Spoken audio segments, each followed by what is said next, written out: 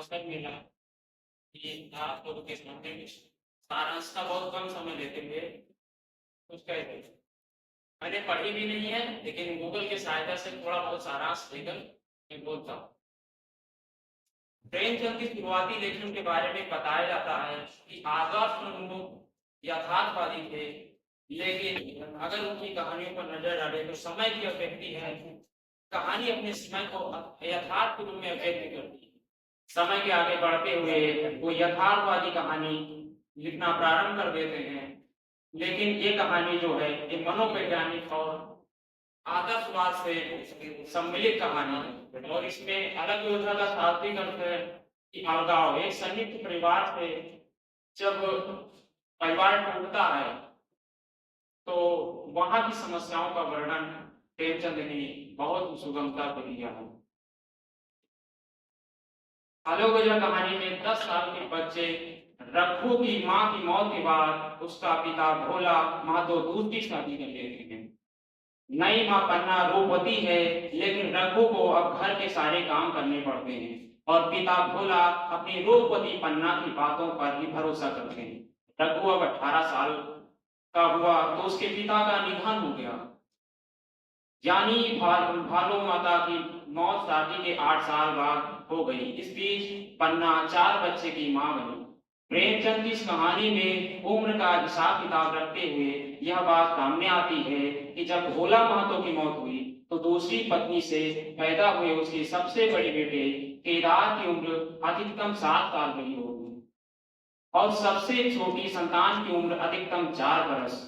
इस कहानी में रघु के चरित्र बेहद उदार शख्स का है। वह अपने पिता भोला महतो की मृत्यु के बाद घर का सारा बोझ उठा लेता है, अपने चारों छोटे बड़े भाइयों बहनों का ख्याल रखता है, खेती बाड़ी संभालता है। इस तरह 5 वर्ष और बीत जाते हैं। रघु अब 23 वर्ष का हो चुका है। जाहिर है इस लिहाज से केदार की उम्र 12 वर्ष रही होगी।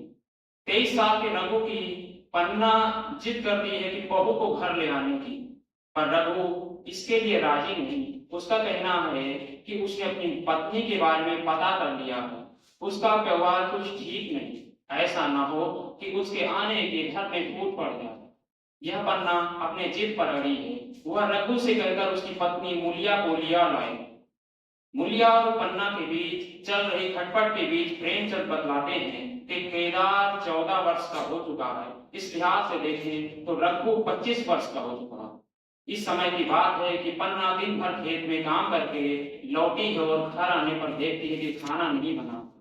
मूलिया ने खाना बनाकर रखा। इस बात से पन्ना आहत होती है। वह महसूस करती है कि मूलिया किसी भी हाल में घर का सुख चैन कायम रखने में सहयोग नहीं करना चाहती। वह घर और बाहर के काम में हाथ बटाने को राजी नहीं। इस बात पन्ना का बड़ा बेटा केदार ही महसूस करता है। इस घटना सितंबर अक्टूबर महीने की रही होगी, क्योंकि इसके तुरंत बाद प्रेमचंद बताते हैं कि गांव के पास के पुरोए में दशहरे का मेला लगा है। बच्चे मेला घूमने जाना चाहते हैं। वह मेला जाने की तैयारी में है और पन्ना भी तैयार है, और पन्ना के पास पैसे नहीं है। दरअसल मूलिया के पास पन्ना कोई खटपट नहीं चाहती, इसलिए उसने घर की चाबी मूलिया के हवाले कर दी। सारा पैसा और हिसाब किताब मूलिया के पास ही रहता था। पन्ना केवल घर और खेत में रघु का सहयोग करती है। पन्ना रघु के साथ और बच्चों के साथ पैसे के लिए जिद करते हैं और फिर रघु चाबी उठाई और संदूक खोलकर पैसे निकाल लिए और मूलिया के तमाम विरोध को दरकिनार कर बच्चों को मेला घुमाने जाने के लिए पैसा दे दिए। इस घटना पर बड़ी इतनी बहस हुई कि रोज कोई मेला घूमने नहीं गया, बल्कि 2 दिन तक घर में खाना नहीं बना। किसी तरह बच्चों का पेट भर गया और बड़े लोग भूखे अपने अपने दुख और चिंता में डूबे रहे। आखिरकार 2 दिन में परिवार बंट गए। एक ही घर में 2 चीजें जले। मूलिया के मन में शांति आई, पन्ना और रघु बेचैन रहे। इस प्रसंग की चर्चा करते हुए प्रेमचंद लिखते हैं, मूलिया पानी लेकर गई, खाना बनाया और रघु से बोली, आओ नहा खाओ, रोटी तैयार है। रघु ने मानो सुना ही नहीं, सिर पर हाथ रखकर द्वार की तरफ तकता रहा। मूलिया क्या कहती है, तू सुनाई देता है, रोटी तैयार है, आओ नहाओ। रघु कहता है, सुन तो रहा हूं, क्या बहस। रोटी तैयार है, जाकर खा ले, मुझ भूख नहीं है। मुखिया ने फिर कहा, जाकर चूल्हा बुझा दिया, रोटियां उठाकर छींके पर रख दी और मुंह उठाकर लेटी रही। जरा देर में पन्ना कर बोली, खाना तैयार है, नहा धोकर खा लो, बाऊ भी भूखी होगी। अक्कू ने झिझलाकर कहा, काकी तो घर में रहने देगी कि मुंह में काली लगाकर कहीं निकल जाऊं? खाना तो खाना ही है, आज न खाऊंगा कल खाऊंगा, लेकिन अभी मुझसे न खाया जाएगा। केदार क्या अभी मदरसे से नहीं आया? पन्ना, अभी तो नहीं आया, आता ही होगा। पन्ना समझ गई कि जब तक वह खाना बनाकर लड़कों को न खिलाएगी और खुद न खाएगी, रघु न खाएगा। इतना ही नहीं, उसे रघु की लड़ाई करनी पड़ेगी। टाइम का देखते हुए मैं इस कहानी को बहुत संक्षेप में आगे बताता हूँ कि केदार की पत्नी मुलिया आती है और इससे जो जैसे रघु अपने पिता की मृत्यु के बाद परिवार का सारा भार संभाल लेता है, और जैसे संयुक्त परिवार में आता है कि एक व्यक्ति के आने के बाद दूसरा व्यक्ति परिवार को संभालते हुए आगे बढ़ता है, इसी प्रकार रघु की पत्नी आती है मुलिया, और मुलिया के रघु के मृत्यु के बाद वही जो रघु का कर्तव्य था वो केदार निभाता है। और ऐसे संयुक्त परिवार की बढ़त चलती हुई जाती है। इसमें दिखाया गया कि प्रेमचंद बतलाते हैं कि किस प्रकार एक परिवार के टूटने की क्या क्या कमियां महसूस होती हैं। समाज एक परिवार से बंधा हुआ है और उसी परिवार के संबंध हम रहे तो हमारा भी कल्याण है। बस इतना ही, अभी इस समय को विराम देते हो। गिला यानी शिकायत। गिला प्रेमचंद के द्वारा 1932 में रचित एक कहानी है जो कुछ वर्षों में हिंदी कहानी परंपरा का टर्निंग पॉइंट है। इस समय तक प्रेमचंद की मुझे वो आदर्शवाद दुनिया से बनाने लगे। गिला उस स्त्री लोग का स्थान बिंदु है जब आज की लिटरेचर लोग बड़ा बन चुका है।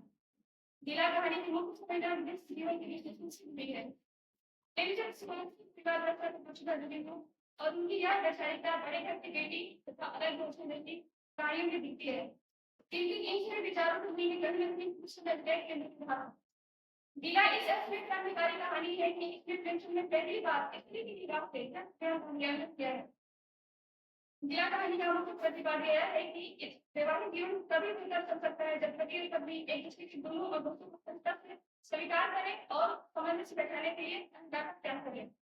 गिला कहानी की नायिका को अपने पति से शब्दार्थ शिकायत करती है, जैसे कि वह घर से कुछ पर ध्यान नहीं देते हैं, दूसरों के अपने घर का से विलास कर देते हैं, इनके दोस्त एक से बुरे हैं, आदि आदि। किंतु इन सारी कमियों के बावजूद तो महसूस करते हैं कि दोनों के बीच का संबंध इतना अनोखा है, इससे बेहतर इस बात संबंध की कब्र नहीं की जा सकती। किंतु सबसे बड़ी विडंबना ये है, अपने शब्दों में कहती है कि सारे दोनों लोगों से एक दिन भी नहीं जा सकती। आंतरिक धारा इनमें बदले मुझे कोई विद्या और बुद्धि का खतरा यारों का धंधा देता भी देंगे तो मैं उस तरफ आप सकते नहीं देखेंगे।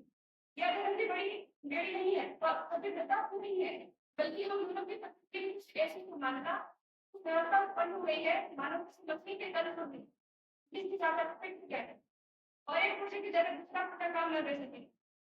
यदि भी गिला कहानी का मुख्य कथन दार्शनिक जीवन का वैज्ञ बताने होंगे किंतु टेंशन समझ से संकेत भी छोड़ दी है जिसमें उदाहरण है गिला की महिला दहेज व्यावहारिक सिद्धांत पर टिप्पणी करती है।